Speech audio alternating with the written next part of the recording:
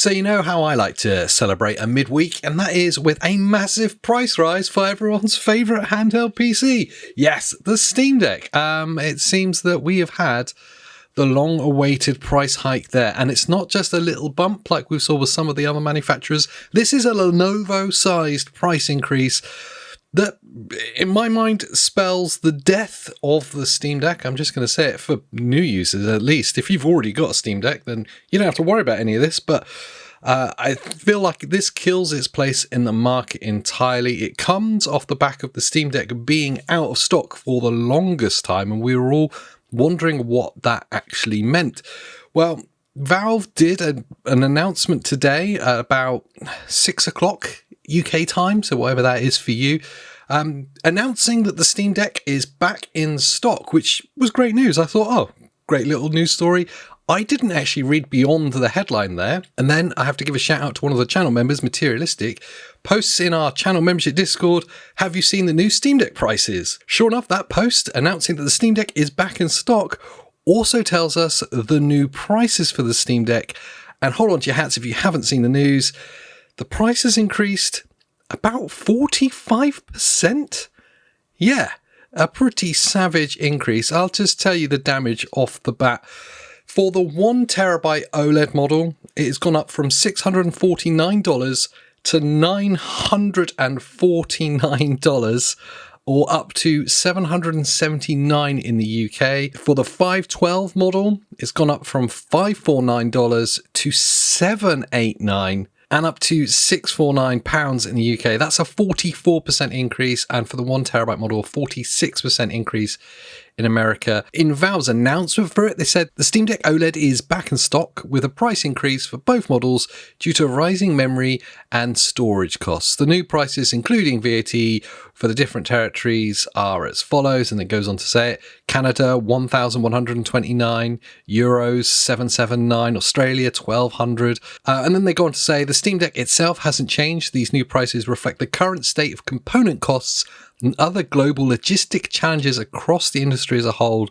We'll keep you updated if anything else changes. So I've got a few thoughts about this, and I want to elaborate them more on Friday's podcast with me and Andy get to sit down and really unpick this. But just off the top of my head, in reaction to this announcement is, firstly, surely this is the end of the Steam Deck then. It is very old hardware at this point. It's struggling.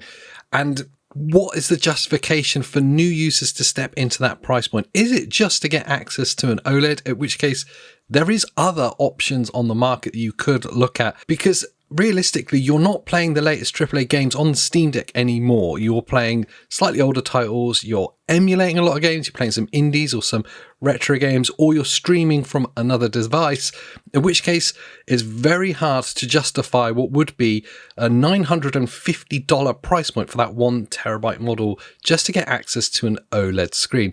So surely this is the death nail for the Steam Deck. It's had a very good run and it still tops the charts for the most popular PC handheld by a long way, but will they be selling many more at this price point? It's very hard to understand. I personally could not recommend anyone goes out and buys for £650 the 512 Steam Deck OLED at this point. There is better options on the market that would be better bang for your buck. The second, and the more kind of alarming one for all of us that are excited about the future of hardware, is what does this spell for the Steam machine? And it's a really big point that, like I say, we're going to go into way more detail in the podcast on Friday, but a 45% price increase on old hardware because of component prices and global logistics does mean that that Steam machine is likely to be that very expensive price point that me and Andy did worry about when it was first announced. There was a lot of people that were saying that we were wrong, that it's going to be a sub $500 or maybe a $500 to $600 price point. If it is, then it is a justified price point. I'm really excited to get one. I really hope to get hands on with one. But our instinct was, with this Ramageddon that's happening, that we're likely to see between $700 and $800 for the Steam machine. Now, seeing that a 1TB Steam Deck OLED is $950, I think there is a universe in which the Steam machine releases for a similar price point, at which point then there is zero reason to buy it unless you're just really sold on the whole Valve thing, because you can build your own, you can install SteamOS. There's so many better options at that price point. I'm just concerned if the Steam Deck with its older components is this affected in Valve's supply chain, that the Steam Deck OLED, the 1TB model, is $950 now, that the Steam Machine is going to sit at a very similar price point. I don't know. You guys kind of let me know what you think on that. If you agree, or if you think they're going to subsidize this for some reason and keep it really cheap. But it's clear that they don't have the supply chain in order to suffer the costs or swallow the added costs like we've seen with some of the other manufacturers. So it's just a weird, scary position to be in. When you look at like Asus and the Xbox Ally and the Xbox Ally S, that did have a price increase, but it actually wound up being quite a minor one in the background of everything that's happening. And I think we could be safe to say that a lot of that cost might have been swallowed with their Xbox partnership. When you look at Nintendo, they've bumped their prices, but only by like $50 for the hardware. Again, I think they're suffering a lot of the costs. They're swallowing a lot of the cost increase themselves. When we move over to the other extreme, the other PC manufacturers, and you look at Lenovo and the Legion Go 2, that doubled in price. So this is the other end of the extreme spectrum.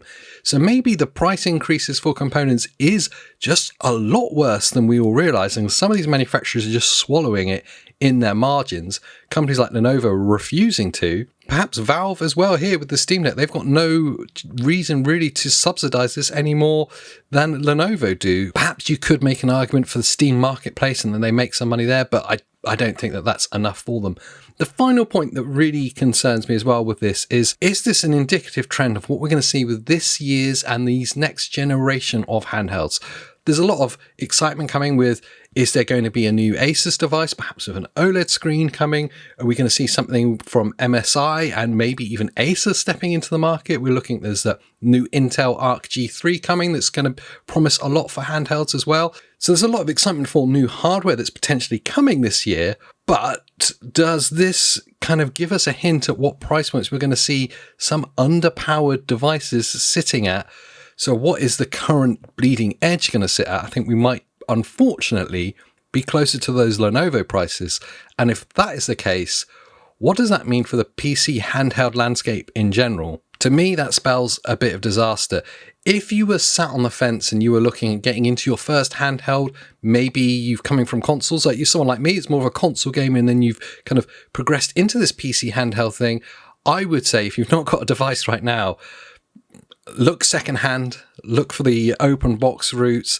Don't look at the Steam Deck because that is totally not a worthy investment. $950 or $789 for the $5, that's not a worthy investment. At that, if you're willing to spend that much money, I would be looking at something like the Xbox Ally X. But in truth, you're probably going to get even more value by looking at like last generation, like the OG Ally X with the Z1E. I think you'll get a lot more value for your money and a lot more bang for your buck with those slightly older open box or pre-owned devices. Some of them are still new on the market. Anyway, it's horrific news, if I'm honest. I didn't expect to see the Steam Deck price to jump that high. I think we're all expecting a price bump in line with the marketplace. The fact that it had gone out of stock was suggesting that something big was happening. I assumed that they were just going to bring it back in stock when the Steam Machine launched again and have this kind of like 2-device ecosystem, these kind of complementary devices to each other coming, but it seems like they were just waiting for this price bump. And it's not just a bump. 45% increase is absolutely massive for what is now pretty old hardware in the PC landscape that's going to struggle to play the latest titles in anything that's worth $950, anything close to that. So horrible news. We've got Sam Altman to thank for that and all the AI slop that's out there. Yeah, let them know that how bad this is.